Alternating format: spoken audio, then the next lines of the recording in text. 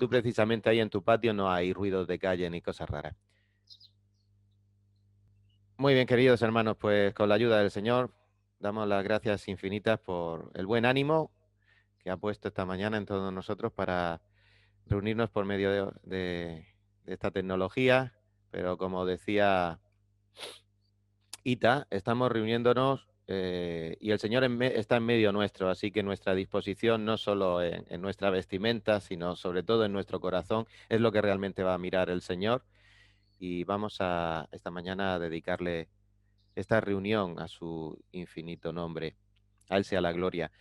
Mm, Primero de todo, me gustaría compartir con vosotros, a ver si encuentro el programa que no, que se me ha despistado. Este lo tenía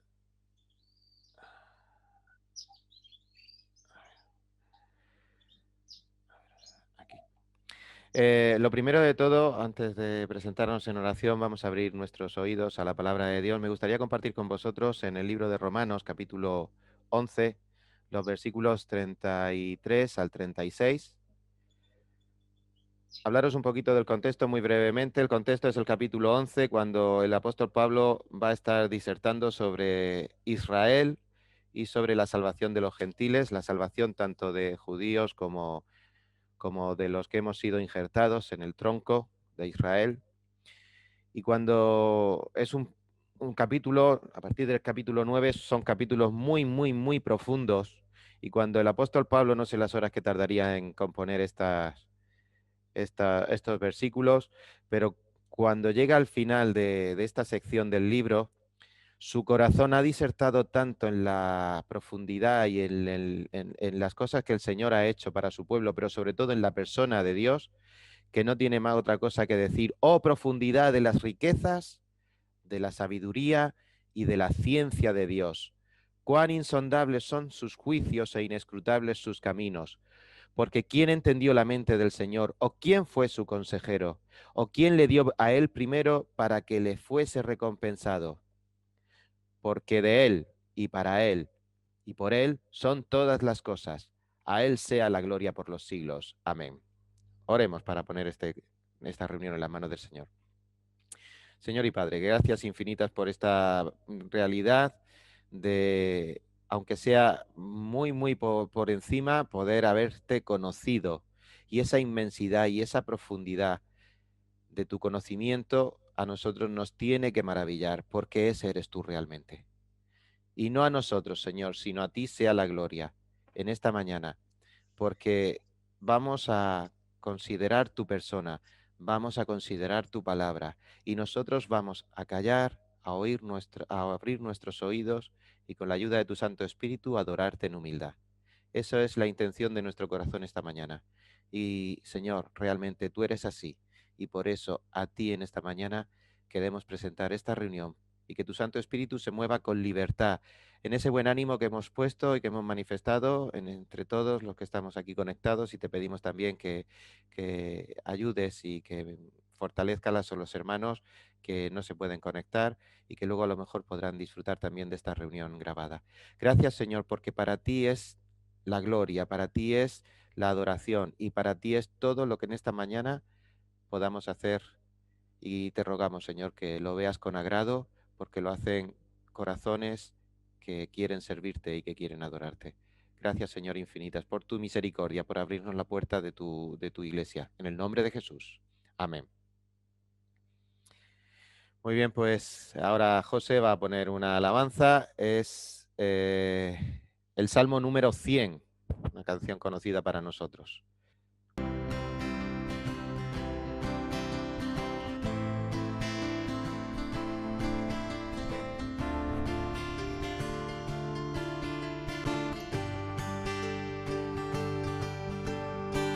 Cantan alegres a Dios, habitantes de toda la tierra, servid a Dios con alegría, venid a Él con regocijo.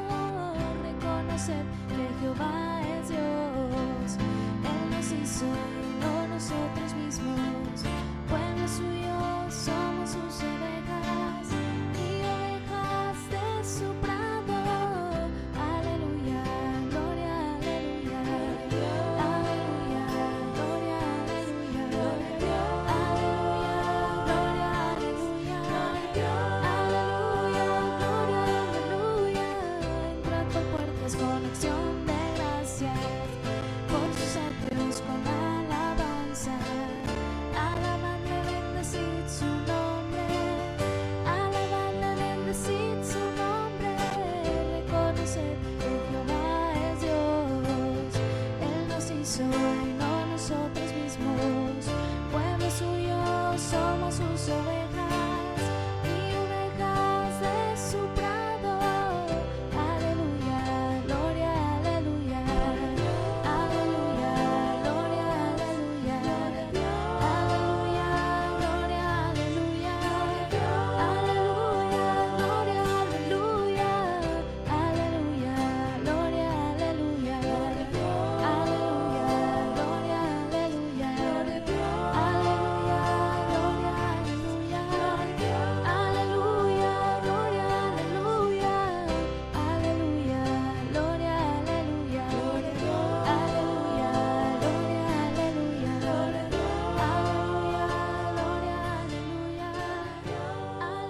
aleluya. Aleluya, gloria, aleluya. Hermoso salmo, el Salmo 100, que en esta mañana, hermanos, nos anima a entrar por sus puertas con gratitud y con alegría. Yo creo que sí, por lo que hemos podido ver en esta previa de la conexión, creo que estamos alegres de poder reunirnos en la presencia del Señor. Hemos venido con regocijo. Así que ahora nos toca lo que hemos oído cantar. Vamos a reconocer que el Señor es Dios, porque Él nos hizo y no nosotros a nosotros mismos. Nada de lo que somos depende de nosotros. Todo depende de Dios. Es su soberanía.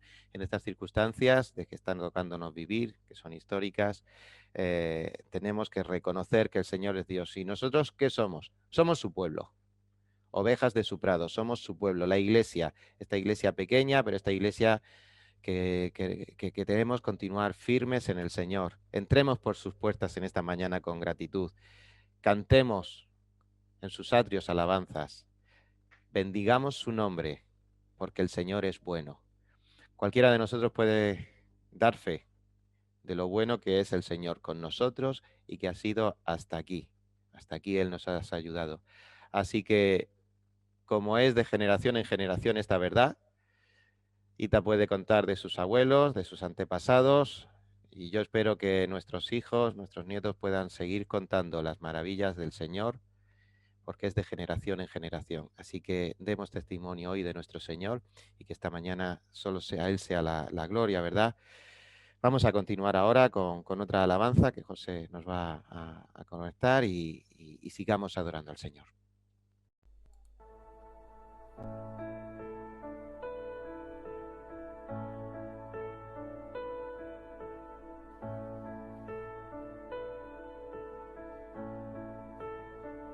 Cuán grande abismo entre nosotros, cuán alto monte falla escalar, con desespero volví al cielo y en la noche te hice llamar.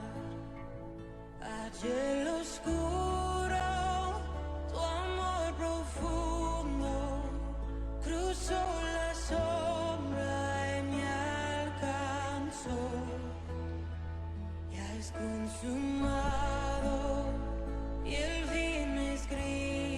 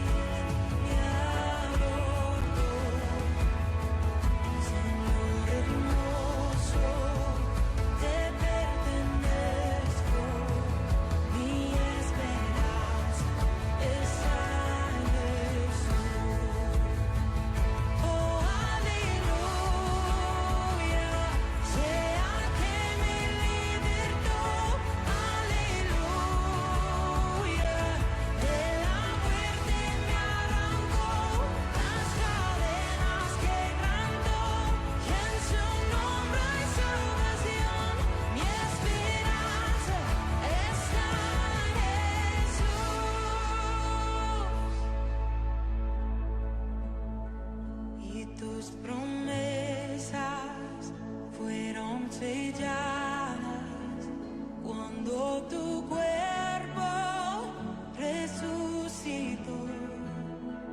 Desde el silencio, tu gran rugido quebró el poder de la muerte en ti.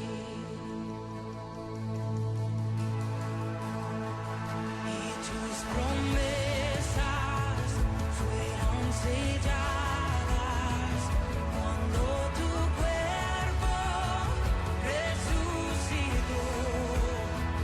Desde el silencio, tu gran rugido quebró el poder de la muerte en mí. La victoria está en ti.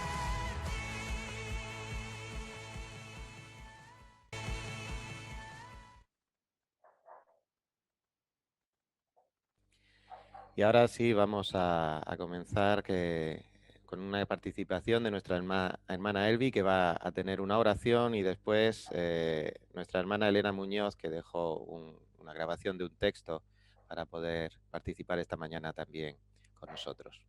Elvi, adelante. Señor, te doy las gracias, Dios mío.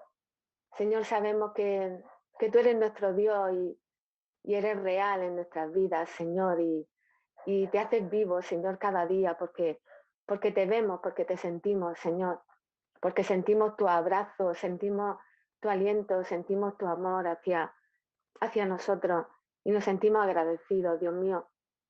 Sabemos que estamos en tiempos difíciles y duros, raros, Señor, pero también sabemos que tú estás ahí, Dios mío, que nos ayuda en cada situación, en cada prueba, en cada dificultad. Y te damos muchas gracias, nos sentimos muy agradecidos. Gracias, Señor, gracias por esa carga, ese llamado en nuestros corazones por las almas perdidas.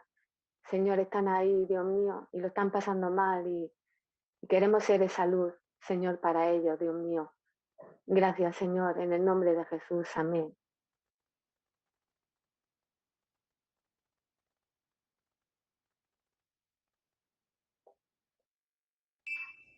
Buenos días, hermanos. Escuchemos la palabra del Señor tal y como se encuentra en la epístola a los Filipenses, capítulo 1, del 21 al 26, y dice así: Porque para mí el vivir es Cristo y el morir es ganancia. Mas si el vivir en la carne resulta para mí en beneficio de la obra, no sé entonces qué escoger, porque de ambas cosas estoy puesto en estrecho, teniendo deseo de partir y estar con Cristo, lo cual es muchísimo mejor. Pero quedar en la carne es más necesario por causa de vosotros. Y confiado en esto, sé que quedaré, que aún permaneceré con todos vosotros, para vuestro provecho y gozo de la fe, para que abunde vuestra gloria de mí en Cristo Jesús, por mi presencia otra vez entre vosotros. El Señor bendiga su palabra. Amén. Amén. Hermosas palabras, unas hermosas palabras que nos llevan a la persona del Señor Jesucristo en exclusiva. Y en exclusiva tenemos que esperar en Él. Y por eso también vamos ahora a escuchar una alabanza que nos dice los que esperan, del hermano René González. Los que esperan.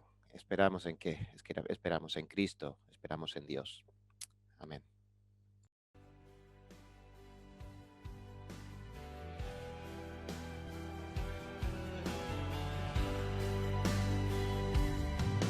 Para aquel que lucha día tras día y que ha puesto su confianza en el Señor. Para los que esperan siempre hay resultados. Para los que esperan en Dios, alzarán sus alas como águila, correrán y no se cansarán.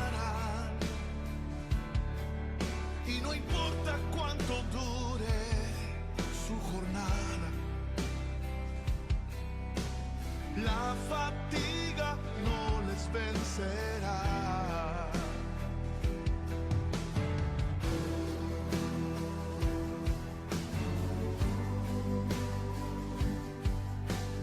Alza tu mirada y no pierdas la esperanza.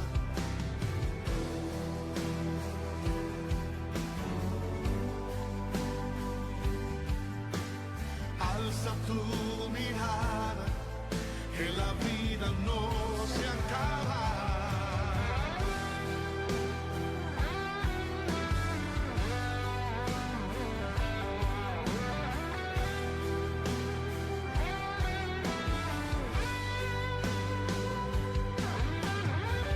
Nada te detendrá si pones tu mirada en Él.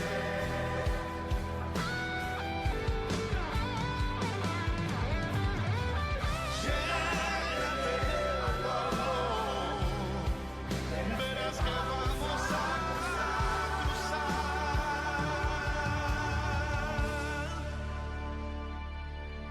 Para ti que escuchas este canto y has pensado, no podré cruzar. Sin temor, extiéndeme tu mano, que juntos vamos a llegar.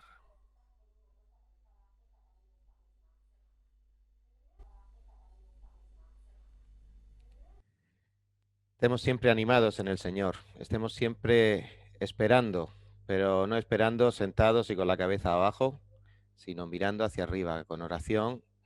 Y por eso ahora nuestro hermano Ramón va a tener ahora una oración y continuación el hermano Paco Abenza también va a tener una lectura en la palabra del Señor. Qué mejor manera que estar esperando, orando y escuchando la palabra de Dios. Sí, Señor, queremos darte muchas gracias por tu misericordia y tu bondad. Gracias por el perdón de nuestros pecados, Señor. Gracias por tu gran amor que nos has tenido. Señor, y como dice en tu palabra, los que esperan en ti tendrán nuevas fuerzas. Señor, te rogamos que fortalezcan nuestras vidas. Seguimos esperando en ti, hemos puesto la mirada en ti y tú has dicho que no seremos avergonzados. Señor, gracias porque estás con nosotros y nos guardas. Gracias por tu misericordia y tu bondad. Gracias por las alabanzas. Señor, gracias por cada hermano, cada hermana. Señor, estamos esperando en ti que obres milagros en nuestros hermanos, Señor, para la gloria de tu nombre. Y te lo agradecemos de antemano. Gracias porque tú eres fiel y verdadero. Señor, tú nos escuchas, no mereciendo a nosotros nada. Por eso oramos en el nombre de Jesús, que es el único que merece la gloria, la honra. Es el único que merece que se le dé lo que pida. Y por eso te pedimos en su nombre que nos bendiga y nos guarde. Gracias, Señor, por todas las cosas que nos das. En el nombre de Jesús de Nazaret. Amén.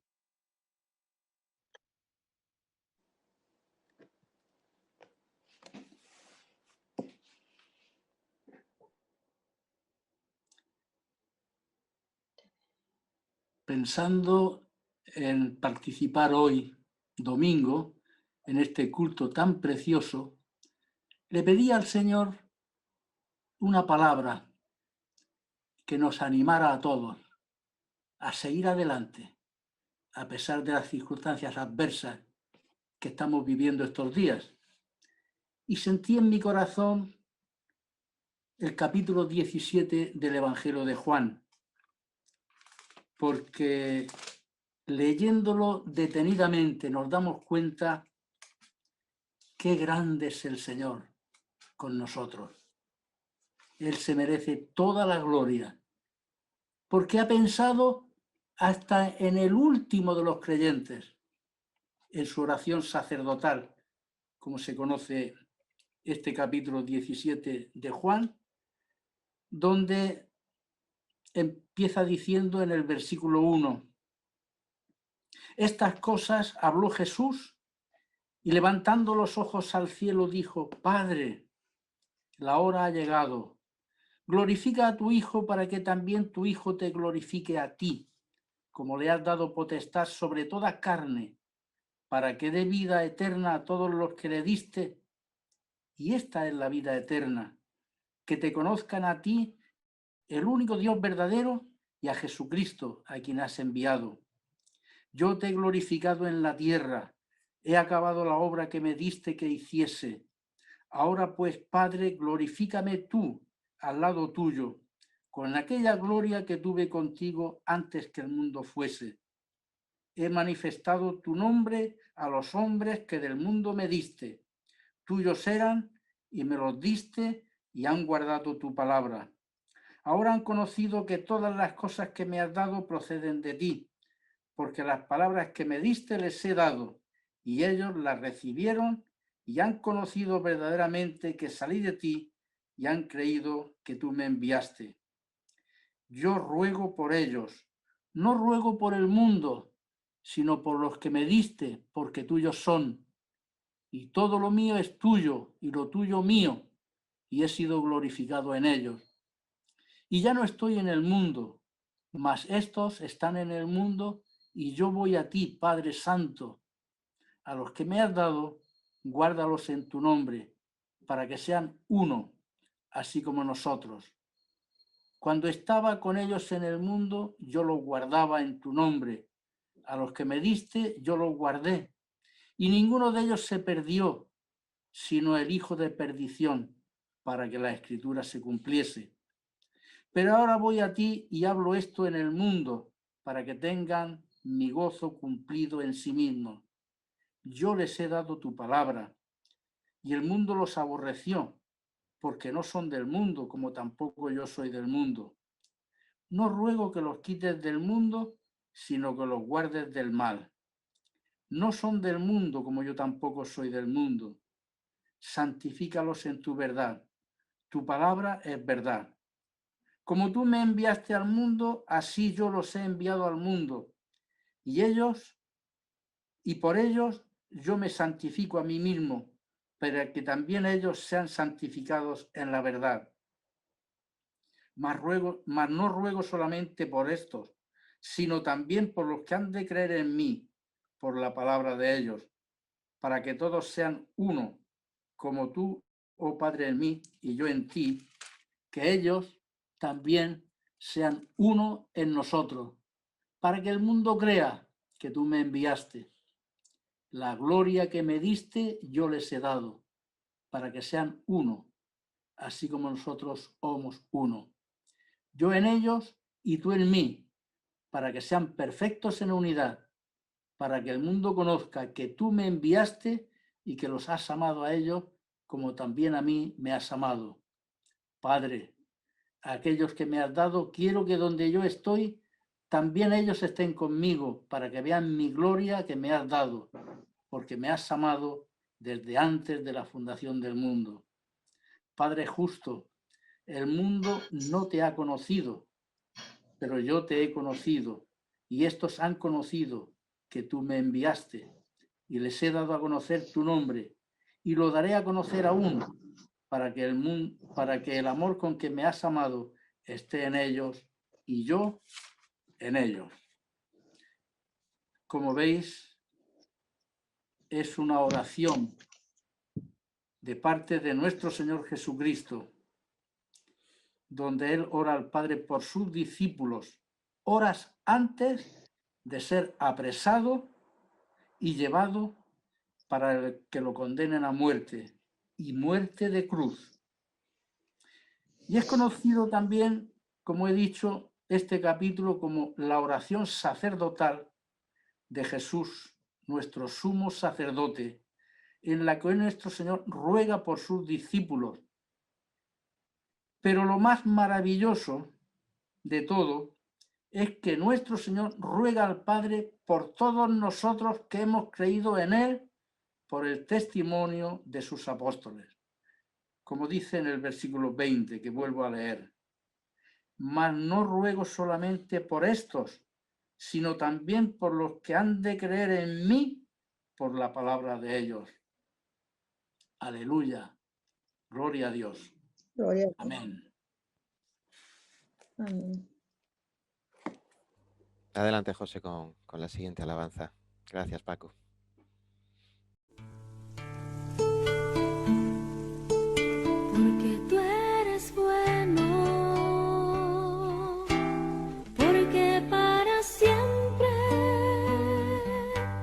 Tu misericordia es cada mañana al despertar. Sé que en ti puedo confiar. Me sostienes por tu gran fidelidad. Porque tú eres bueno, porque tu justicia eterna es, y en ella yo me deleitaré, en tu verdad caminaré, por tu senda de justicia guíame. Porque tú eres bueno, porque para siempre tu misericordia es. Cada mañana al despertar, sé que en ti puedo confiar. Me sostienes por tu gran fidelidad. Y cada mañana al despertar, sé que en ti puedo confiar. Me sostienes por tu gran fidelidad.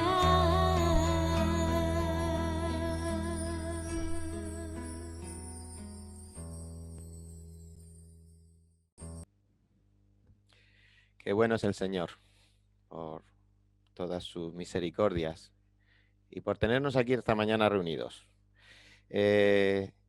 Antes de pasar a la predicación, pues anunciar que las cosas van mejorando y tenemos que seguir orando para que sigan así. Y una preocupación importante es que sigamos también orando por esta situación que se está dando en España, de darle la vuelta a todo. Él está viendo las noticias y está preocupado por estas revueltas que están habiendo. Así que oremos también por la paz y las situaciones que se están dando tan extrañamente locas, pero que están desgraciadamente siendo lo normal. La locura está haciéndose normal. Así que oremos por la paz y que nosotros podamos ser paz y no controversia, y que podamos transmitir esa imagen de Cristo en medio de tanta locura. Otro tema también que me gustaría compartir con vosotros es que oremos por Estrella, que es la nieta de nuestros hermanos Fina y Manolo, que está delicadita con problemas gástricos, así que oremos para que pronto pueda mejorar y que esto sirva también de motivo para sus padres, para que puedan ver que estamos orando. Jonathan ha dado permiso, así que oramos como iglesia también por Estrella y que sus padres puedan acercarse al Señor, porque Él sabe que orar al Señor no es en vano. Así que oremos con mucha firmeza también por la mejoría de esta pequeñita, de sus 2 añitos, y que pronto pueda estar ahí engordando y comiendo dulces de la abuela, comidas Oye, que podamos hacer nosotros una comida pronto en la iglesia y podamos echarnos Antes tenemos que hacer dieta, ¿eh? Antes de abrir y hincharnos a los pavos con todas las cosas que podamos compartir, que el Señor pronto también nos pueda permitir abrir la iglesia y permitir que podamos seguir en comunión, quizá con los 2 medios, el presente y online. Vamos ahora a escuchar una alabanza que se titula Sabor a miel. ¿Qué puede saber a miel? Pues precisamente que nuestras tribulaciones y tantas veces que no podemos entender el por qué, pero también al final el Señor nos da este sabor a miel, que es su presencia y su poder en nosotros. Adelante.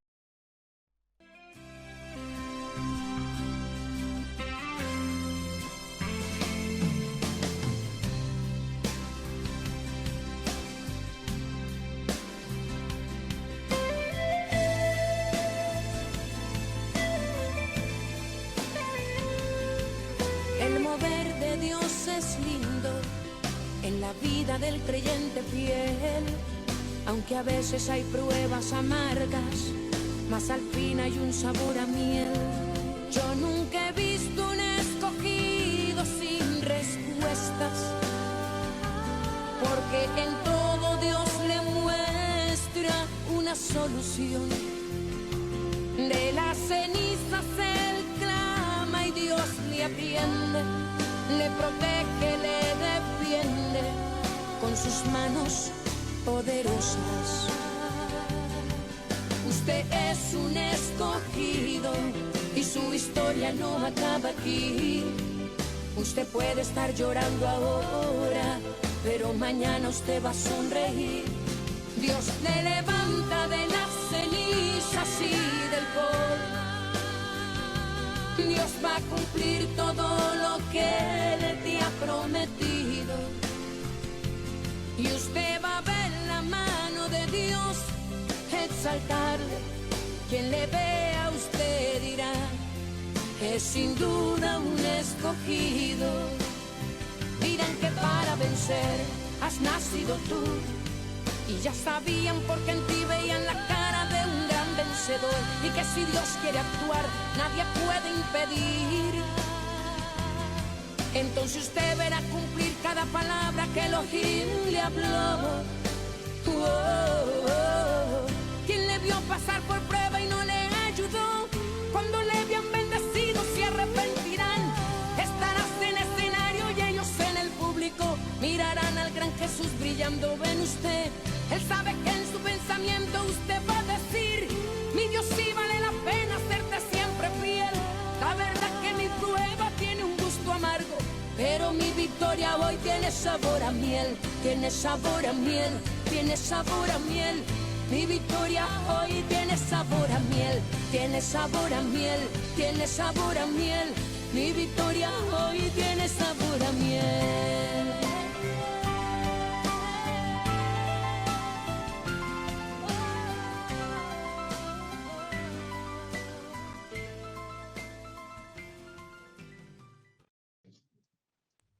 Amén.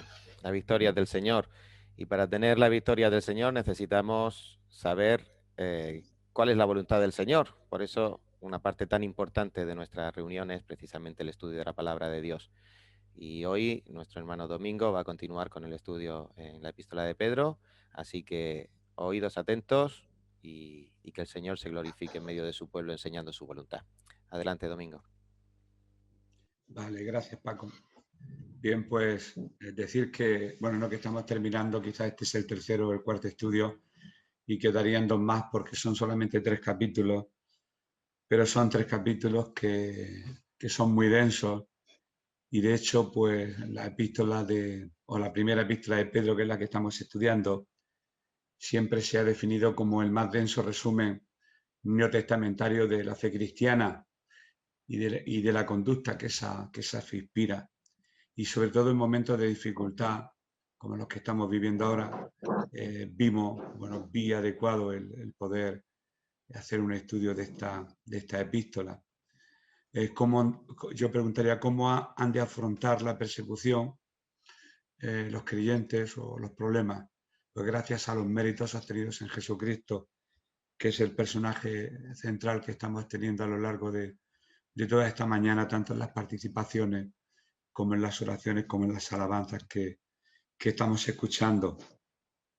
Haciendo un breve resumen, porque quizás no todo el mundo pues empieza a escuchar estos estudios, pero bueno, no hay que decir mucho, solamente que Pedro se dirigía a un grupo de judíos que estaban esparcidos por el Asia Menor, la actual Turquía, y en tiempos de persecución romana, y lógicamente le estaba alentando para que en medio de la prueba nunca se olvidaran de cuál era su identidad como cristianos. Les estaba marcando unas pautas de conducta y sobre todo les estaba haciendo ver quiénes eran realmente, les estaba aclarando cuál era su identidad. Y nosotros quizá ahora han pasado muchos siglos, estamos en el siglo XXI y estamos pasando pues por otro tipo de dificultades, de problemas, y la palabra que siempre es la misma igual que Jesucristo es el mismo ayer, hoy, por los siglos, la palabra de Dios es inmutable, nunca cambia, y los mismos consejos para lo cual el Espíritu Santo pues, la inspiró en Pedro, nos sirven para este siglo XXI. ¿Cómo debemos de actuar en momentos de crisis, de dificultad? Quizá no sea Nerón el que nos persiga ahora, pero la Iglesia tiene sus dificultades. Pero como decía la alabanza que acabamos de escuchar después, al final pues todo tendrá sabor a miel, sabor dulce, después de la amargura de este desierto por el que tenemos que afrontar los cristianos a veces en este mundo. Voy a empezar leyendo unos textos del Primera de Pedro, capítulo 2, versículos del 6 al 8, que dice así la palabra. La dejamos para que todo el mundo sepa dónde dejamos la palabra. Está aconsejando a los creyentes, Pedro, le está diciendo que tengan esperanza, que sean santos, que se comporten, que sean un testimonio al mundo. Y en estos textos vamos a ver que Jesucristo es la piedra del ángulo. Todos somos piedras, Él es la piedra principal y nosotros como piedras pues tenemos que estar bien ensamblados para que el edificio pueda seguir creciendo. Y es aquí donde continuamos lo que dejamos en el anterior estudio. Dice así, del versículo 6 al 8 de la primera epístola de Pedro, capítulo 2. Por lo cual también contiene la Escritura, he aquí pongo en Sión la principal piedra del ángulo, escogida, preciosa, y el que creyere en él no será avergonzado. Para vosotros, pues, los que creéis, él es precioso. Pero para los que no creen, la piedra que los edificadores desecharon ha venido a ser la cabeza del ángulo, y piedra de tropiezo y roca que hace caer, porque tropiezan en la palabra, siendo desobedientes, a la cual también fueron destinados. Lógicamente, para los que creemos, Él es precioso, para los que no, esta misma piedra en la cual nosotros los creyentes edificamos nuestras vidas, pues para otros es tropiezo y esta piedra les hace caer. Aquí, bueno, esta mañana estaba ultimando la preparación de este estudio y dicen que es muy infrecuente que Pedro usara en su lenguaje cuando esta carta la escribió la palabra precioso, él es precioso, un hombre rudo, un hombre pescador que usara esa palabra, pero Pedro cuando se refería tanto a la sangre de Cristo como al mismo Jesús hablaba de que él era precioso y él es precioso. Así que este texto que hemos leído dice, aquí pongo en Sión la principal piedra del ángulo. Esto es una cita que está tomada del libro de Isaías, del capítulo 28 y del versículo 16, que no hace falta leerlo porque precisamente Pedro lo repite en lo que acabamos de leer. Si nosotros, todos los que en esta mañana pues estamos aquí reunidos, pues fuéramos edificados en una casa espiritual, no hay duda de quién iba a ser la cabeza de ángulo. La cabeza del ángulo sabemos que es Cristo, a pesar de que los hombres lo desecharon. Ha venido a ser la piedra del ángulo en la edificación de esta, su iglesia. Jesús es la piedra del ángulo en el Salmo 118, piedra de tropiezo en Isaías 8, piedra de fundamento en Isaías 28, piedra sobrenatural en Daniel 2 y la piedra que le dio agua a Israel en el desierto. Eso lo encontramos en Corintios capítulo 10 y versículo 4. Dice, para vosotros pues los que creéis, se está refiriendo a los que creemos, Él es precioso, excelente, de extraordinaria calidad. Es una palabra, como he dicho antes, que para el rudo Pedro, no sé, es difícil de que él la pronunciara o que estuviera en los labios de un rudo pescador, pero él la pronunció y cuando escribió esta epístola la escribió tal cual. Él es precioso. Y cuando habla de su sangre, la sangre preciosa de Jesús. Cuando hablamos de piedras, si digo una piedra normal o digo una piedra preciosa, sabemos que si hablamos de piedra preciosa, ya es una piedra que tiene una excelencia y un valor, ya no solamente económico, a todos los niveles, pues Jesús es esa piedra de ángulo, esa piedra preciosa. Rechazada lógicamente por los desobedientes, por los incrédulos. Sin embargo, aunque lo repita, se nos tiene que quedar en esta mañana que Él es precioso para todo aquel que cree.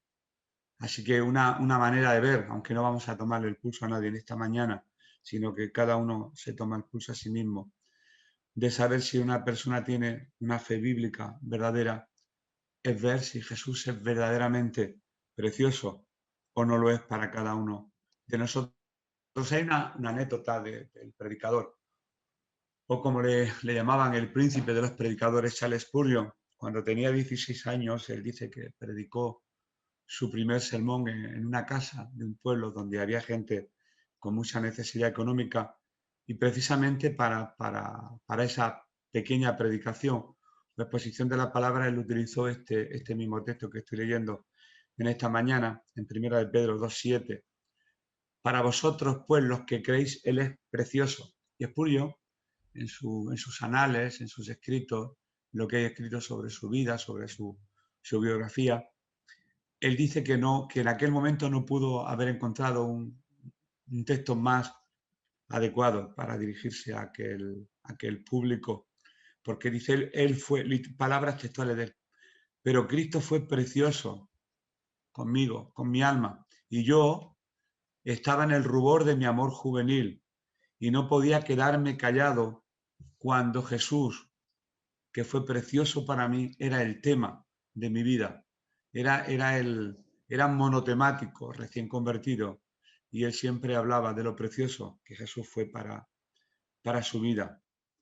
Y yo me preguntaba, y os pregunto en esta mañana, ¿es precioso? Aunque esta palabra quizá tenga muchas connotaciones, y cuando nos referimos a la belleza física, ¿qué niño más precioso? Pero bueno, aquí está hablando de la excelencia de Cristo. Es excelente, es el mejor. Sería el grado superlativo de cualquier adjetivo. Termina buenísimo, buenísimo, muy bueno. En grado superlativo hablamos de la preciosura de Jesús. Pues recuerda que tu condición depende de la respuesta a esta pregunta que acabo de hacer. ¿Es precioso Jesús para tu alma? Tú crees, dijo Spurgeon, si Él es precioso para ti, pero si Él no es precioso, entonces tenemos que empezar a indagar y seguir tomándonos el pulso si hemos o no hemos creído. Y si no hemos creído en el Hijo de Dios, pues no seríamos creyentes, lógicamente. He hecho un listado de por qué Cristo es precioso. Mira, Cristo es precioso de una forma intrínseca, quiere decir por sí mismo. Él ya lleva el ser precioso en él mismo. Es precioso positivamente. Dentro de, bueno, esto es una mini lección de lengua. Dentro de los grados del adjetivo se habla del grado positivo, el comparativo y el superlativo. El grado positivo es tal cual, Él es precioso. El grado comparativo, Él es el más precioso que. Y en el grado superlativo, Él es muy precioso o preciosísimo. Y también es precioso adecuadamente a la necesidad de cada creyente, conforme a la necesidad que cada uno de nosotros tengamos o tenemos como hijo de Dios. Nuestro Señor es precioso. Y sigue diciendo el texto que hemos leído: la piedra que los edificadores desecharon ha venido a ser la cabeza del ángulo. Aquellos que rechazan la piedra angular y que rehúsan construir sobre él, tropiezan. En vez de ser su salvación, Jesús se convierte precisamente en lo contrario, en una roca que les hace caer.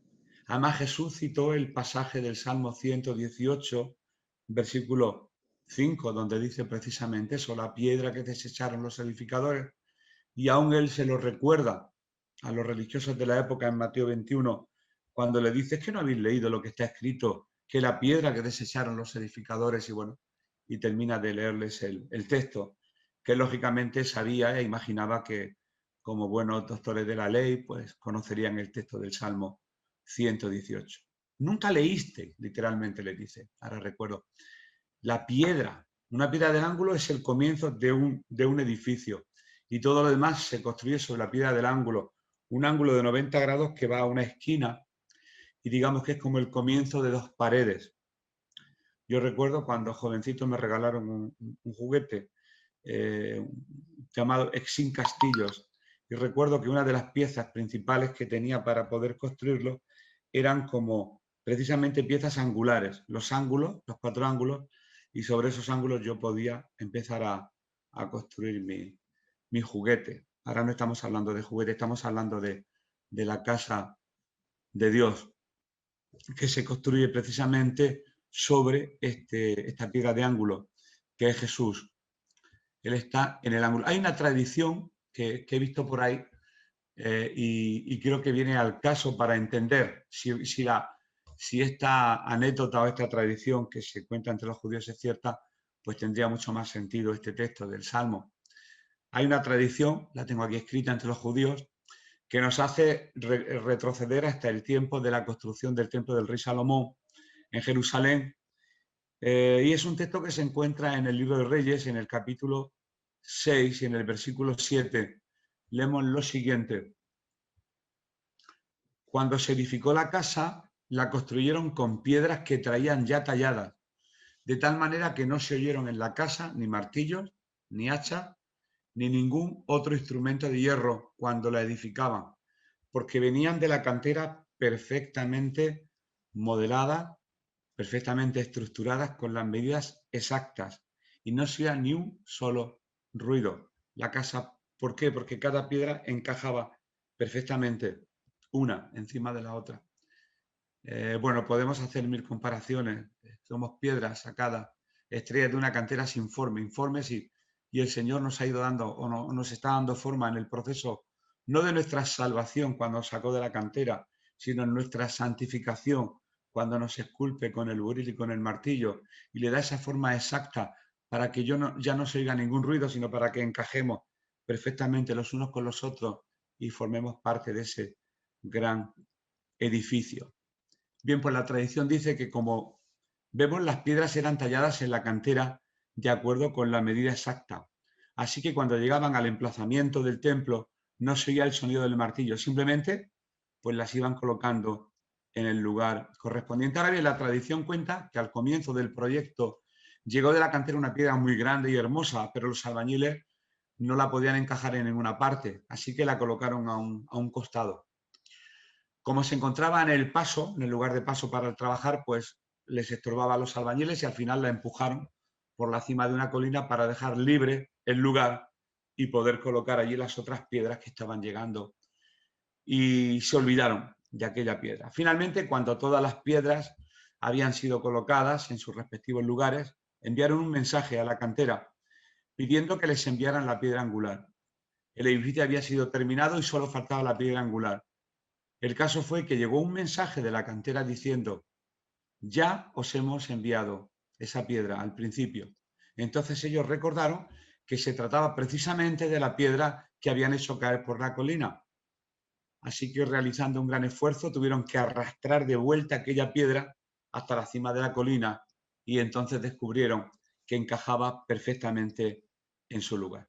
Bueno, esto es una tradición, pero si esta tradición es verídica, seguramente nos explica pues estos versículos que estamos leyendo. La piedra que los edificadores rechazaron, que tiraron por la colina, esa piedra precisamente era la más importante, la piedra angular sobre la cual se construye todo el edificio. La piedra que los edificadores rechazaron o desecharon ha venido a ser la cabeza del ángulo. Y esa piedra angular es el Señor Jesucristo. De hecho, cuando Él vino al mundo también fue rechazado. Lo dice Juan. A los suyos vino, pero los suyos no le recibieron. Y no solo fue rechazado en aquel tiempo, sino que ahora tú y yo estamos viviendo en un mundo que sabemos que también le rechaza. No ha variado mucho desde entonces a ahora. Así que Jesús, como piedra de ángulo, de lo que estamos hablando, puso el curso para que ambos judíos y gentiles, aunque en ese caso se estaba dirigiendo a los gentiles, pero él estaba hablando ahora a cristianos, no solamente y únicamente al pueblo judío, aunque eran judíos a los que se dirigía con esta epístola. Puso esa piedra para que ambos, judíos y gentiles, fueran unidos por la casa gloriosa de Dios. Y esto mismo era un tropiezo y roca que hacía caer para los judíos, quienes pensaban que los gentiles, pues lógicamente, no era el pueblo seleccionado, no era del linaje real, no podían tener la misma igualdad, ni podían compartir los gentiles con los judíos, pero Pedro ya no se dirigía ni a gentiles ni a judíos, se estaba dirigiendo a cristianos. En el pensamiento de muchos judíos en ese tiempo, Dios no debería de tener un nuevo templo para ambos, judíos y gentiles.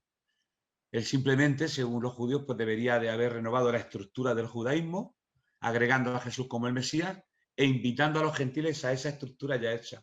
Pero lógicamente, siendo ellos los elegidos, pero Dios hizo algo muy diferente. Y era la piedra de tropiezo y roca que hace caer para muchos judíos, o que hizo caer muchos judíos en el primer siglo.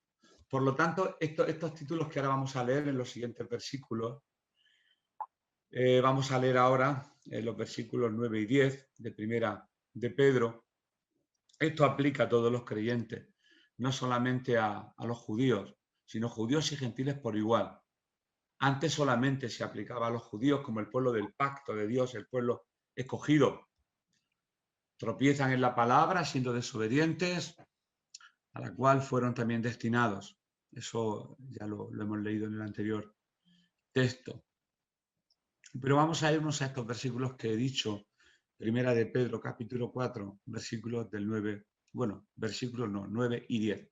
Solamente vamos a leer 2 versículos. Y antes de leer, rematar lo que he dicho anteriormente, que me ha quedado algo. Un texto que tenía por ahí de Mateo 21, 44, que dice: y el que cayere sobre esta piedra será quebrantado, y sobre quien ella cayere le desmenuzará, dice concretamente el texto. Así que los desobedientes no forman parte pero el que es obediente a su palabra, pues para este Jesús precioso, pues venimos a ser piedras talladas en su cantera y podemos formar parte de este gran edificio. Comenzamos a leer en Primera de Pedro, capítulo 2, versículos 9 y 10, y dice así la palabra: mas vosotros sois linaje escogido, real sacerdocio, nación santa, pueblo adquirido por Dios, para que anunciéis las virtudes de aquel que os llamó de las tinieblas a su luz admirable. Vosotros que en otro tiempo no erais pueblo, pero que ahora sois pueblo de Dios, que en otro tiempo no habíais alcanzado misericordia, pero ahora habéis alcanzado misericordia. Yo a estos 2 versículos les he titulado el lugar privilegiado que tiene el pueblo de Dios. Mas vosotros sois linaje escogido. Las cosas que antes pertenecían exclusivamente a Israel, ahora ya le pertenece al pueblo de Dios. Y sigue hablando, cuando habla de nosotros, de real sacerdocio. En el antiguo Israel, los reyes y los sacerdotes era algo que estaba separado. De hecho, durante la época de Jesús, el gobierno que había, además de la ocupación del Imperio Romano, habían sacerdotes. Estaba Caifás en la época de Jesús y su yerno Anás, por un lado, la casta sacerdotal, y por otro lado los reyes. Estaba Herodes, estaba Arquelao, el tetrarca. Sin embargo, la figura que ahora tiene el cristiano es que somos un real sacerdocio, oficio de realeza y oficio de sacerdote, que como he dicho estaban separados de forma celosa en Israel. Ahora Jesús es nuestro rey y sacerdote y lo ha juntado para su pueblo. Somos reyes, somos sacerdotes, somos linaje escogido. Ahí Pedro ya está hablando de cuál es vuestra identidad, que sepáis cuál es vuestra identidad. En medio de esta persecución, en medio de esta situación por la que estáis viviendo, cuál es vuestra identidad. Y nosotros ahora en el siglo XXI, pasando también por tantas situaciones, por tantos sufrimientos, por tantas pruebas, el Señor tiene que volver a recordarnos cuál es nuestra identidad. No somos cualquier cosa, no para que crezcamos en prepotencia, al contrario, sino para saber nuestra identidad. De dónde venimos, a dónde vamos y por qué y para qué. y cuál es nuestra finalidad, como reyes, como sacerdotes, como un pueblo adquirido por Dios. Somos especiales porque pertenecemos a Dios. He copiado aquí una anécdota que dice, puede ser que un museo esté lleno de cosas ordinarias, sin valor, sombreros, bastones, zapatos, pero son importantes porque alguna vez pertenecieron a alguien famoso. De hecho, existen las famosas subastas donde hay objetos de personajes o artistas de Hollywood que el valor que tienen es precisamente porque lo usaron esas personas. Pues Dios también toma gente ordinaria, como no quiero decir con esto el término peyorativo de ordinario, que somos unos ordinarios, gente normal, gente común y corriente, y porque Él nos ha llamado, dejamos de ser ordinarios y somos especiales. Somos un pueblo adquirido por Dios. Hay un vídeo que se llama En las manos del maestro, que dura muy poquito, pero que deja bien claro lo que es. Narra la historia de un luthier, una persona que fabrica instrumentos y los arregla, y construye un violín que es deteriorado y pierde todo su valor y termina en una subasta costando solamente $1. Pero cuando el maestro, el luthier, estaba presente en aquella subasta, se acerca y afina el instrumento y lo limpia en las manos, empieza a tocar el violín y salen unas notas magistrales y pasa de costar 1.000 euros, €1 a 10.000 euros. Bueno, eso es en el vídeo, dando a entender que en las manos del maestro nuestras vidas adquieren un valor completamente incalculable. Y estos títulos también fueron aplicados a Israel, lo del pueblo adquirido por Dios. Hay muchos textos bíblicos que no nos da tiempo a leer, pero que sí tengo anotados. En Éxodo 19 habla del pueblo adquirido por Dios, del pueblo de Israel. En Deuteronomio 4:20, en Deuteronomio 7:6 y en Isaías capítulo 43, versos 20 y 21, habla del pueblo de Israel como un pueblo adquirido por Dios. Vosotros que en otros tiempos no erais pueblo, ahora sois pueblo de Dios. No teníamos estos privilegios, ni siquiera éramos un pueblo ante Dios. Y también llegamos a alcanzar misericordia, su misericordia. En esta cultura occidental, con cimientos cristianos, no entendemos el sentido de privilegio y alivio que llegó a los gentiles cuando se pudo compartir el nuevo pacto con el Dios de Israel. Qué privilegio sentirían de formar parte de algo. Todos necesitamos formar parte de algo. No queremos ser individuos aislados. Y como creyentes, Dios nos ha dotado de una identidad maravillosa. Pero nos ha dotado de una identidad, y aún con esto que hemos dicho, que antes no pertenecíamos, pero ahora pertenecemos y formamos parte de su pueblo. Y somos reyes y sacerdotes, linaje escogido, adquiridos, comprados por Dios. Pero para algo, lógicamente, con una finalidad, para que anunciéis las virtudes de aquel que os llamó de las tinieblas a su luz admirable. Por lo tanto, el propósito de estos privilegios tan altos no es para que nos llenemos de orgullo, digamos, tú no sabes que yo he sido escogido por Dios. Quizá a lo mejor en un tiempo también a los judíos como pueblo escogido se les subiría un poco el pavo en este. Pues no, que no se nos suba. Que en ningún momento esto cree prepotencia en ninguno de nosotros, sino que la finalidad real del por qué hemos sido adquiridos por Dios cuando nuestra vida no valía nada y Él tuvo misericordia de nosotros y moldea nuestras vidas y nos encaja para que formemos parte de su obra y nos ha dado un sello de identidad, es para algo. Es para que anunciemos las virtudes de aquel que hizo, que hace y que va a seguir haciendo grandes cosas por cada uno de nosotros. Así que, si resumiera todos estos privilegios que tenemos, tendría que decir que ya que es verdad que como creyentes tenemos un nuevo principio de vida, somos de un linaje escogido, un nuevo acceso con Dios, real sacerdocio, un nuevo gobierno, nación santa, un nuevo dueño, pueblo adquirido por Dios, nuestro dueño es Dios. Eso va a afectar nuestra forma de vivir, porque ya sé quién soy, ya sé cuál es mi identidad y eso lógicamente va a afectar a mi forma de de vivir y a mi forma, o debería, de actuar y de conducirme por esta vida. Y ese efecto está descrito en los siguientes versículos que voy a leer y que van a ser los últimos de esta mañana. En Primera de Pedro, capítulo 2, versículos 11 y 12, que he titulado ¿Cómo deben de vivir aquellos que han llegado a Jesús? ¿Cómo deben de vivir?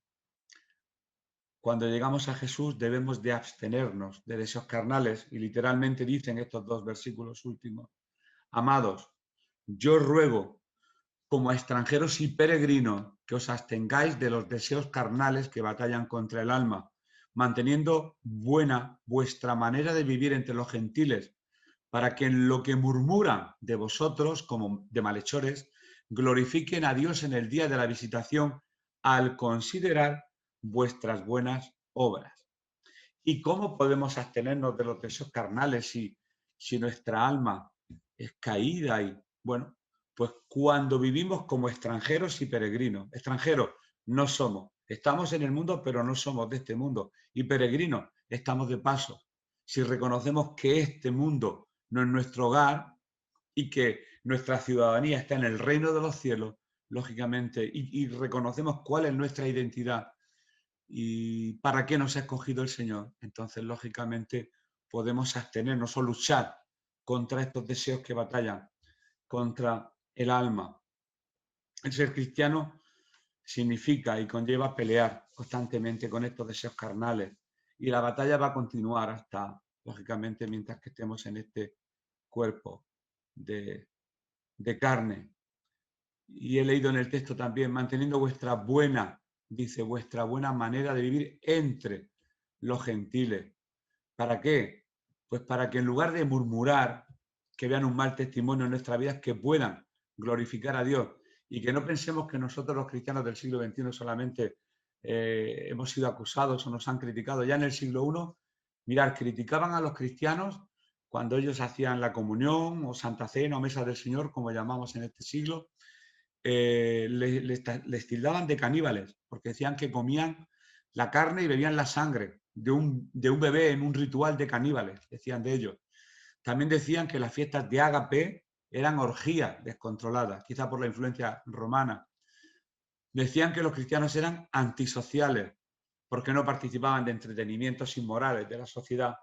Decían que eran ateos, porque no adoraban a ningún ídolo, claro, a los ídolos de ellos, no se arrodillaban ni se postraban delante de ningún ídolo pagano. Pero con el paso del tiempo quedó bien claro que los creyentes no eran personas inmorales. Personas que no eran inmorales. Hay que era un filósofo llamado Celsus, que hizo el ataque más famoso y sistemático contra los cristianos. Los acusaba de ignorantes, de necios, de supersticiosos y de muchas más cosas, pero nunca pudo acusarles de inmorales. Este pequeño comentario lo he sacado de William Barclay, que habla precisamente de este Celsus. Y Orígenes, que fue uno de los primeros padres de la Iglesia, respondió, no se calló, y hizo una defensa a favor del pueblo de Dios contra las críticas de este Celsus. Así que no voy a alargarme mucho más. Simplemente en esta mañana dejar claro que somos piedras que hemos sido arrancadas de la cantera, que Dios nos está dando forma para que podamos encajar y formar este gran edificio de Dios, que sepamos cuál es nuestra identidad, que hemos sido adquiridos con un buen precio de sangre, y que no podemos vivir de cualquier forma porque estamos aquí de paso, que huyamos de los deseos carnales que batallan contra nuestra alma y que seamos ejemplo y testimonio para que en lugar de que la gente levante pues críticas contra el pueblo de Dios, al contrario, que puedan glorificar a Dios a través de nuestras vidas y a través de nuestros testimonios. Así que hasta aquí la enseñanza de esta mañana, y ya continuaremos, si Dios lo permite, en otra ocasión. Nos queda muy poquito para terminar esta primera epístola, que, como dije al principio, creo que quizá la más adecuada para estos tiempos que estamos viviendo, que reconozcamos quiénes somos, cuál es nuestra identidad en Cristo y cuál es nuestra misión aquí en la tierra, la de predicar, la de anunciar las virtudes del que nos sacó de este mundo de tinieblas. Así que me gustaría acabar este tiempo dando gracias al Señor por su palabra y después vamos a escuchar una alabanza con la que terminaremos y después, si queremos, pues nos saludamos y de la misma manera que hemos entrado, pues saludándonos, pues podemos también despedirnos. Pero escucharemos una alabanza que se titula el poder de su amor. Ese con cuerdas de amor Él nos atrajo. Así que vamos a orar e inmediatamente escuchamos esta alabanza. Señor, queremos darte gracias porque un día tuviste misericordia de nuestras vidas y nos viste que no teníamos valor ninguno y le diste valor a nuestras vidas y, Señor, y nos diste valor, nos compraste con un precio, el precio de tu sangre, diste tu vida por cada uno de nosotros. Te pedimos que no seamos rebeldes, que tú puedas seguir moldeando nuestras vidas, Señor, con tu cincel, con tu martillo. Sabemos que muchas veces nos duele. Señor, es doloroso este proceso de santidad porque vivimos en un cuerpo de carne, pero queremos, Señor, acoplarnos, Señor, tener unidad en tu pueblo y formar parte de tu edificio y no mantenernos callados. Sabemos cuál es nuestra identidad, somos tus hijos y como tales no nos vamos a callar. Vamos a anunciar al mundo tus virtudes, Señor, tus virtudes. ¿Quién eres? Tú eres el Rey de Reyes, el Señor de Señores, tú eres un Dios de amor, todopoderoso y vamos a contar. Vamos a los cuatro vientos, vamos a decir al mundo que tú eres el Señor. Te damos muchas gracias por este tiempo que hemos tenido en esta mañana, por cada participación, cada hermano, cada hermana, por el esfuerzo de todos los hermanos y hermanas que en esta mañana se han podido conectar y los que no han podido que también los puedas bendecir en sus hogares. Gracias te damos por este hermoso día y te pedimos que tú nos prepares para la reunión de oración y que pronto podamos congregarnos de nuevo en el local y que estemos juntos, Señor, y podamos abrazarnos. Te damos gracias por todo lo que tú haces en nuestra vida y vas a seguir haciendo. Gracias, Señor. Gracias. En el nombre de Jesús. Amén.